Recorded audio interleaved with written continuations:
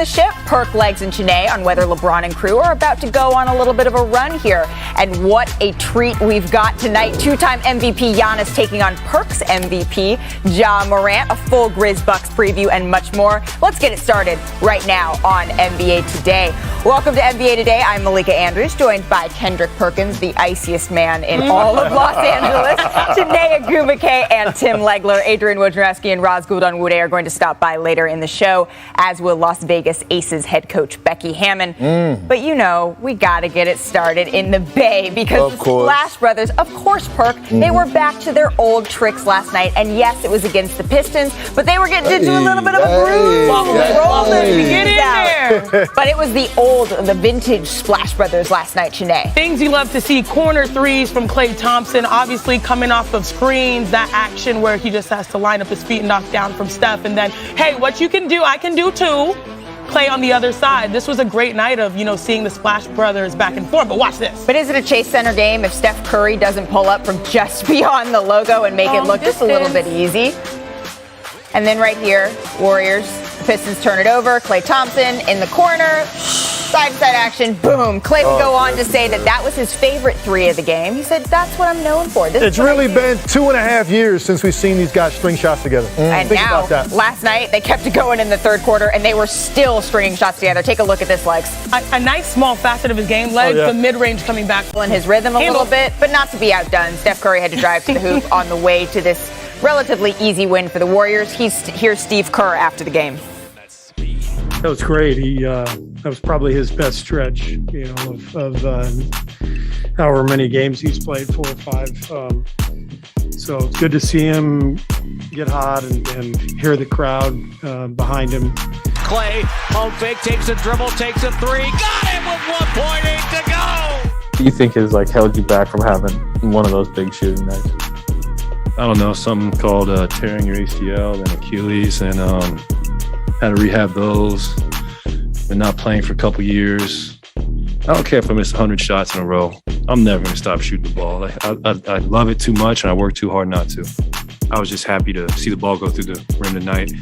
Still not satisfied. I had a couple really good looks that were short, so I'll be better on whenever our next game is. But it was exciting to have an impact. All right, so Klay had a team-high 21 points. It was the first time he had led the Warriors in scoring since Game 6 of the 2019 Finals. So, Tim, I want to start with you here. We heard Klay said he felt like it was the best since he's been back, but do you believe it's the best since his return on January 9th? Well, I'll take the man at his word. So, yes, if he says it, I believe it. And I'm going to draw my experience here as a guy that came back from a pretty devastating knee injury. And when you come back from something like that, the hardest things to get back are your ability to play instinctively, to cut, to jump, to land in traffic without thinking about who's around you. And I saw some things out of Klay last night to indicate to me he's pretty much there. So let's start right here. Coming off this down screen, and as he catches it, I'm going to stop it right there. Now, you remember, he tore his right Achilles. When you come up here and you see this plant right here, he's going to push off, and he's going to allow himself to get full flexion on both feet. He didn't think about it. And that's despite the fact, guys, that he's playing in traffic. There's 3 defenders around him. So he's looking at the floor right now. He's surveying. I got the trail defender, the big, and I got a pinch guy from the top.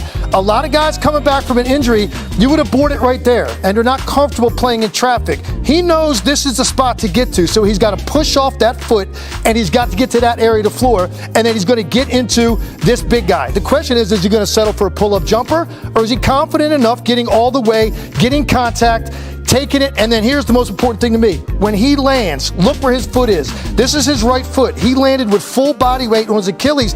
And most importantly, this tells me what he's thinking about. He's got his eyes on the ball. He's not worried about where he's landing. He's worried about making the shot, which tells you his focus is there. He's not thinking about that Achilles. He's not thinking about the injury. Here's another one. You get the turnover. Now here's Klay right here. And he's just going to get out and take off up the floor full speed. That's a good sign.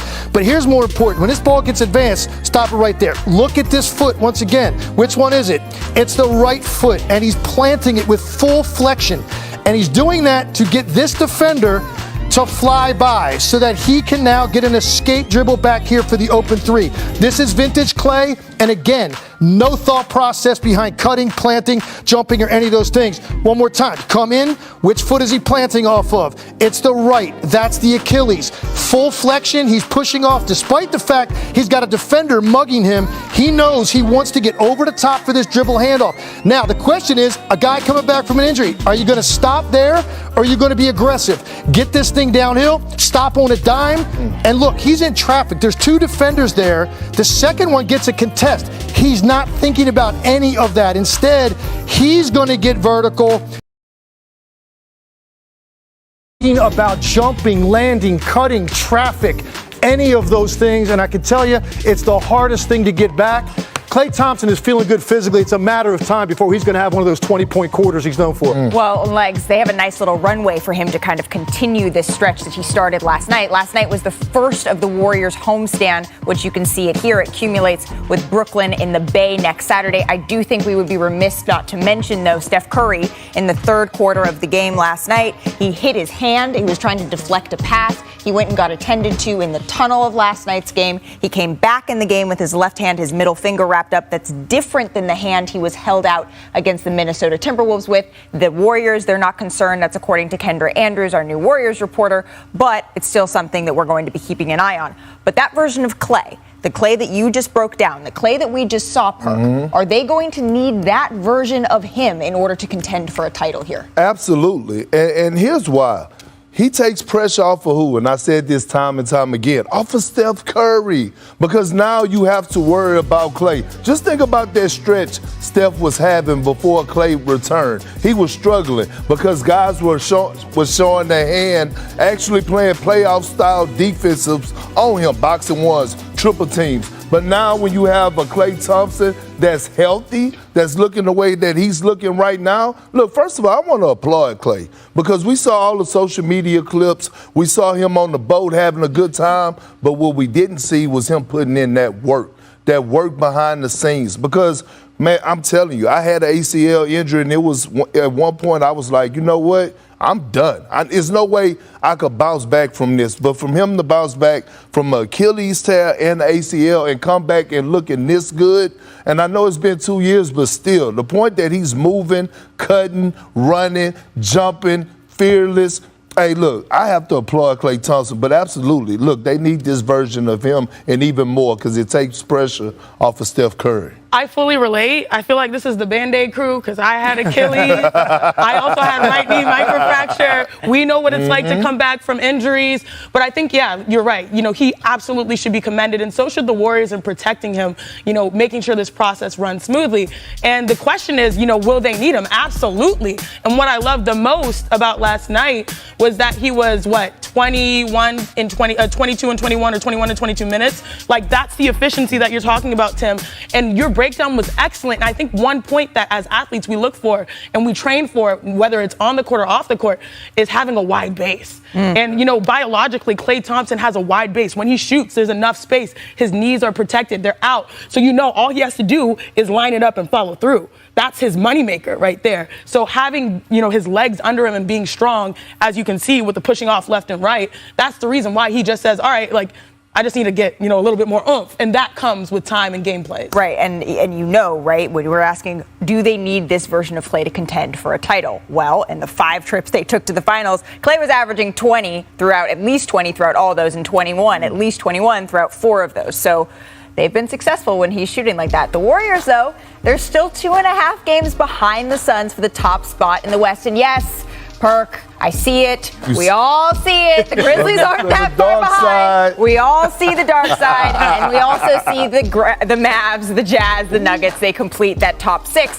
which would be the teams that automatically are in the playoffs. So that's where the standings are right now. But I want to know what the panel thinks. I want to know what you all think are the best 4 teams in the West right now. So let's do a little bit of Western Conference power rankings, and we're going to starting at number 4, Perk, all the way down to 1, and all 4 slots cannot be Memphis. Okay, so Chiney, can you please show them how it's done? Oh, I will. All right, 4, 3, 2, 1. Go ahead, Perk. You got this. Oh, putting it back on me. So I'm going at number 4, right? At number 4, I'm going with the Dallas Mavericks. I feel like, you know, They earned this right. They're playing excellent defense, excellent team ball. Luka is finally in shape. And who said Porzingis was done? I said it last year. Just a different coach, different energy. A guy like Jason Kidd believing in him. Bronson is playing well. I love what the Mavs are doing right now. Coming at number 3, I got the Golden State Warriors. They've been in a little bit of a slump. No Draymond. I need to see them all on the floor together. I need to see if Jordan Poole is going to be able to accept a lesser role, how he's going to act. He's going to be key because his minutes are going to fluctuate up and down, but they still the Golden State Warriors. Number 2, the boys from the Valley.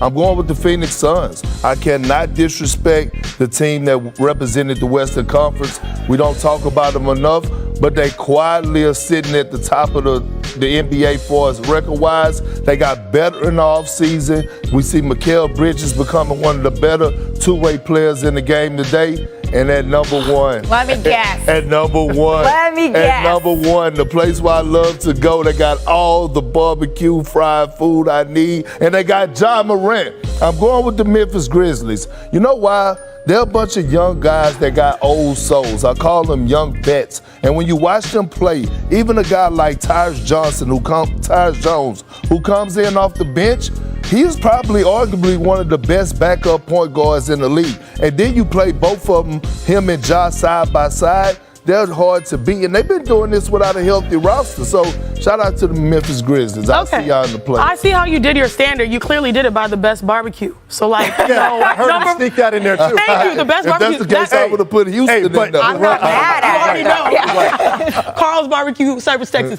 That's why you had the Mavs at 4, the best barbecue. This is my list, and I know we both from Texas, but I gotta stay unbiased. I've got the Utah Jazz in there, and I know it might be confusing to some people based on them losing, going 1-4 in their last 5 games, but that just showed you the value of Rudy Gobert. And when he came back, he was a plus 36. I know they just took an L, but was a walking double-double. So I've got the Jazz, even though they have had a rough, go about it as of late. At 3, we've got the Warriors for those reasons that Perk has mentioned. I hope we can accelerate this. Number 2, this is where I put the Memphis Grizzlies. And I am a big fan of Ja Rule, baby. But the fact of the matter is that I know when it comes to power rankings, when push comes to shove, I've got the Phoenix Suns number 1 overall because they are a proven team out of the West, being the ones that defend, coming out of this conference. But I really respect Ja. I respect what he's done and forcing his way. And I know people are like, why do you say forcing his way? Playing his way and inspiring his way, to the top of these power rankings. But I still, go with the number 1 team in the NBA by record with Phoenix leading the charge. All right, first, I got to say right now, Perk, there is an anti-Kendrick Perkins rally that just started in Salt Lake City. They're gathering downtown. You took the Jazz out of the top 4. I understand Dallas is playing well right now. I don't know if they made that leap, though. I got the same exact list as Shanae, so I guess great minds think alike. But I'll come at it from a different angle. First of all, I still think Utah is holding off Dallas right now, but it's something to keep an eye on here over the next couple of weeks. My question with the Mavericks has always been consistency. I want to see them do that for a longer period of time. So that's why I've got Utah 4. Right now, there's no denying that Memphis and Phoenix are playing better basketball than the Golden State Warriors. And Golden State is not fully healthy. They're waiting to acclimate Klay Thompson back to 100% of his production. And the one thing we didn't even talk about, the impact he has defensively and what that's going to do for Steph Curry when you've got Klay Thompson back 100% guarding elite point guards, allowing Steph Curry to get a little bit more rest on defense. Steph Curry's about to go off right now because he's been struggling for a while. Klay's going to help him do that. But right now, there's no denying it. Memphis is playing better than the Golden State Warriors. So that's why they're in number 2. But I'm not going to dismiss the Phoenix Suns. They have the best record in the West. They went to the finals a year ago. They've got the best cohesion, I think, of any of these groups. Now, the one thing to keep in mind, look who we have at the top 2. All of those 2 teams, more than any in the West, they're healthy. They've avoided, for the most part, COVID protocol. They've got their guys intact. Yep. All these other teams, they've had guys out for large chunks. Some are still missing people. It's a work in progress, but I'm on record as saying this. I'm not running from it. The Golden State Warriors are going to win a championship this year. They're going to win it all this year. Malika, Legs, and Sinead, listen, the reason I have the Jazz out of the top 4 is because the loss that they had to Detroit is unacceptable. I mean, they were in Detroit. They were up double figures. I think about 16 at halftime and lost by double figures. And when I watch them right now, like Donovan Mitchell He used to be one of my favorite players when he had a sense of urgency and he was hungry. Now all of a sudden, Donovan Mitchell has like this cool, like swag. I don't see him getting it out the mud anymore. And I don't want to see no more of those 6 for 21 nights. By the way, they did just lose to the Lakers, who we talk about every day, that's struggling as well. Well, guess what, Perk? Talk to me. Still to come on NBA Today, we're going to talk about the Lakers' victory over the Jazz. Is that a sign of things to come? We're going to talk a little bit about their momentum in just a little bit. Plus, what happens when an unstoppable force meets an immovable object? We'll find out tonight. Ja versus Giannis. And speaking of those two, our staff has the top plays from each MVP candidate so far. Anyone want to come with me to the Mecca? I'm here. Yes, right, let's go. Let's go to Madison Square Garden. The Timberwolves and the Knicks. This one went down to the wire. Let's get to the good stuff. All right, just under 4 minutes left. Kemba Walker started this game, Chiney, and he nails that three when it counts, so the Knicks are up 5. But who do you go to when you need a bucket? You go to the big man, and I love how he goes left. It's not easy to kiss it off the glass with the right, and then guess what? My favorite line as a hooper. And one, son! I say that. And he doesn't like that. Randall doesn't like that. Well, it's not over for the Knicks. Randall has a chance with the free throws here, misses the first one, and we know the back and forth between the Madison Square Garden fans and Julius Randle as of late. All right, ensuing possession. Timberwolves, they almost lose it here. D'Angelo Russell almost coughs it up, gets it back. This wouldn't be the last time. This wouldn't be the last opportunity. We see a pensive Tibbs right there. Final chance for the Knicks. Evan Fournier drives. Not quite. Kicks it back out. Alec Burks. No, not quite enough. The Knicks would go on to lose 112-110 to the Timberwolves. It's a tough loss. I mean, especially, as the guy that missed the game-tying shot, it does the type of games that keeps you up at night. You kind of feel like in the morning afterwards, but we have to look forward because, we have to bounce back. All right, so with that, I'd like to kick off another edition of Chop It or Drop It. These are the rules of the game. We have topics. If you want to talk about them, you say we're going to chop it. We're going to chop it up. If you don't want to talk about it, you're going to say drop it, and we all have to move on. Okay. Everyone good? All right. Well, we're going to start with the Knicks because they have gone 11-13 at home. So, Chiney, have they been the most disappointing team this season? Chop it or drop it? I want to chop it up just because this metric is largely due to expectation. There's the Boston Celtics out there. We're like, what is it? Barking from Perk. Yeah, there you go. Being under 500. A lot of games under 500. But then obviously the Knicks, the expectation, especially after trying to avenge a season where the Hawks, took them out in the playoffs, it has been, very disappointing for them. Yes, no, Tim? Yeah, chop it up because I think it's debatable. I think the Knicks are obviously in a discussion. You could say no, but certainly with the scrutiny and the pressure of that media market, right, and with what Tom Thibodeau was experiencing and that look on his face that he always had a bad meal every time he watches his team try to execute. All right, that the Knicks probably are the leader in the clubhouse for this. Yeah, I say chop it up, and I mean chop it up, literally, the team. I think right now the Knicks have some decisions to make, and I think that they need to focus on whether or not they want to keep Julius Randle and R.J. Barrett before their stock continues to drop. Like, you want to try to move them right now because they clearly have shown us time and time again that they're not a number one option type guy, and that's okay. But if you're trying to get one, you don't want their stock to drop too low so you can't get one back. All right, from New York to the dark side, because Ja Morant, he's led the Grizzlies to the number 3 seed in the Western Conference. So Perk, Ja Morant will finish top 3 in MVP voting. Chop it or drop it. You know what, Malik? As bad as I want to get on my horse right now and ride it around this studio, I'm not. I'm going to drop it. I'm going to drop it. I've been talking about them enough for the last month and a half. And you know what? Carry on. All right, then we are carrying on because the Lakers, they host the Pacers tonight before going on a 6-game East Coast road trip. So, Legs, will the Lakers be over 500 when they return? Chop it or drop it? I'm going to chop this up because, no, they will not be. Okay. They've got to run through some tough places on the East Coast. Some of those teams will be depleted. They're lucky they get to play Brooklyn in Brooklyn, so they won't have Kyrie, won't have KD. Philly's playing well right now. They've got to go there. They've got to go to Charlotte, who plays really well at home. No, Lakers come back from this trip under 500. Janae, under 500? I'm going to drop it. Like, I've finally taken a tip out of, Perks. Like, the Lakers. You're listening to Perk? I am listening to Perk when it comes to Lakers because you need to see consistency, so I'm dropping it. All right. No, I'm going to chop it, and here's why I'm going to chop it. I don't even care about them getting above 500. They way below expectations. But here's the thing that bothers me, and we talked about it off air. Like, Frank Vogel being the scapegoat is ridiculous. And I feel like a guy that you just won a championship as your head coach 2 years ago, LeBron James, Anthony Davis, y'all got to come to this man's defense. We talked about the other night when they were playing the Utah Jazz and the lineup that they had that were doing well. A lot of guys, Avery Bradley, Taylor Horton-Tucker, Stanley Johnson, etc. But, Russell Westbrook, it's not Frank Vogel's fault that Russell Westbrook is not getting up over screens. It's not Frank Vogel's fault when Melo is healthy, he's on the floor, that he's giving up 30 points on the defensive end because he can't guard a parked car. So I want to see LeBron James and Anthony Davis actually come out and stand up for that guy because it's not Frank Vogel's fault why the Lakers are in the position that they're in right now. That wasn't just chopping it. That was a full slicing and dicing and sauteing over there. We do have one more bonus topic for you specially. What's going on? We got a little mixtape of your to win MVP right there. That's according to Caesars Sportsbook. His odds have increased since Kevin Durant's injury. But even though he's received the second most bets since the start of the season, he's still in 6th place among the favorites. So now, for more on Ja Morant and the Memphis Grizzlies, we're joined by Roz Gould Onwude, my sister from the Bay. You were the ESPN radio analyst the other day, right, for Monday's Bulls-Grizzlies game. And this team, you've seen it up close and personal. So for Ja Morant specifically, what has his impact been on the organization as a whole?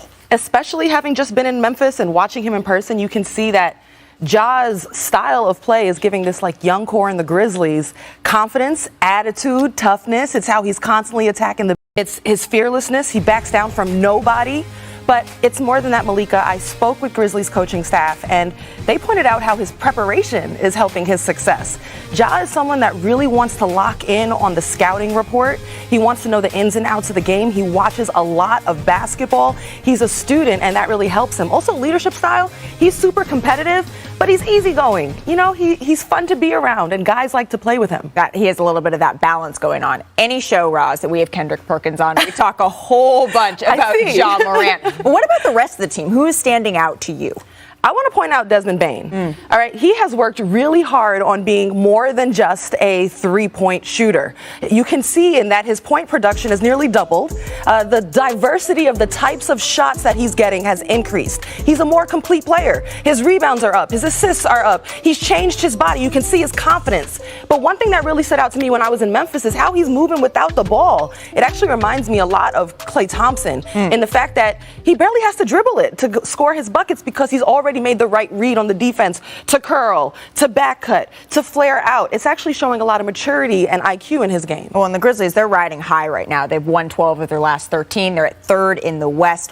What makes them so special, and what is their ceiling? Yeah, I think they can be really good, and the reason why is even though they're young, I see a clear identity for the Grizzlies, and they know how to execute it, and it's all about possessions and pace. They want to create extra possessions. So on defense, they're long, they got active hands, they're in passing lanes, they're turning you over, and off of them turnovers, they're off to the races. Even bad shot selection is like a turnover. Bad shot, they rebound, off to the races. So as soon as you get that shot up, your defense has to start. You got to get back in transition defense, and then you must, Malika, you got to finish it with a box out because they're one of the best teams in the league at crashing the offensive glass and creating second chance opportunities and shots and points. You've got to box them out. So that identity they have really wears on teams over the course of the game. Well, and you can see they're starting to get that recognition from other teams around the league saying, it's not, it's the Memphis Grizzlies. It's the Memphis Grizzlies. Right. Roz, thank you so much. Please come back a little bit later in the show because we want to talk about some other MVP candidates. I appreciate you. I said it, though. We cannot talk about Ja Morant and not allow the president of the Ja fan club to have his voice heard. So big perk, the Grizz, they play the defending champion Milwaukee Bucks tonight. Memphis wins this game if what? G12, Ja Morant outshines Giannis, right? So we go down the list. Every time he match up with superstars of late, he's been winning that battle. So now it's about that time to jump on the G12 train. Look, check it out. Check it out. Check it out. In the back. Yeah, you got JJ in the back. You can't get on right now because he doubled down as a hater yesterday. But look at it. Captain Perk in the building. Oh, I love it. All right, so if G12, if Ja Morant, if he can go head-to-head with Giannis, that's what this game is going to be predicated on for the Grizzlies. But the Bucks, they've lost 6 of 8, but it looks like they're going to get Drew Holiday back tonight. So for them, what's going to be the key to beat the Grizzlies? Well, I'll take the counter to it. There's another superstar in this game, and it's Giannis Antetokounmpo. But they're going to win if, not for the reason you think, not because Giannis has to have a 35, 40-point game. Giannis Antetokounmpo needs to be the former Defensive Player of the Year in this game that he was. That means dominate the lane with your length. Ja Morant's a guy that kills you from 10 feet in with push shots, runners, floaters, uses both hands. He gets into your body and finishes at the rim. He can scatter in an occasional three, but his game is predicated on getting to the paint. Giannis Antetokounmpo needs to use his aggressiveness, his length, and his overall impact in the paint to control Ja Morant and make him have a less efficient night. If we're talking about Giannis's defense tomorrow, the Bucks will win the game. I was checking in with a source from the Bucks, and they said, look, Giannis Antetokounmpo, he's been carrying a heavy load. Chris has been carrying a heavy load. Getting Drew back, that gives them a little bit of a spark. And so that's what they're hoping to be able to spread it around just a little bit more for this team. But the Grizzlies, they're dangerous, but it's never too early to look at 2022. So here are some notable offseason storylines. Sue Bird announced via Instagram that she's returning for a 19th season, and the Storm will welcome back the 4-time champ and 5-time gold medalist with open arms, which leads to some other roster decisions that need to be made. 2-time Finals MVP Breanna Stewart is to become a free agent for the Storm, as is guard Jewel Lloyd, and Aces Liz Cambage is available, and 8-time All-Star Tina Charles is an unrestricted free agent, plus 2 big head coach hires. Liberty brought in Australian national team and former Phoenix coach Sandy Brondello, and Las Vegas Aces hired my next guest.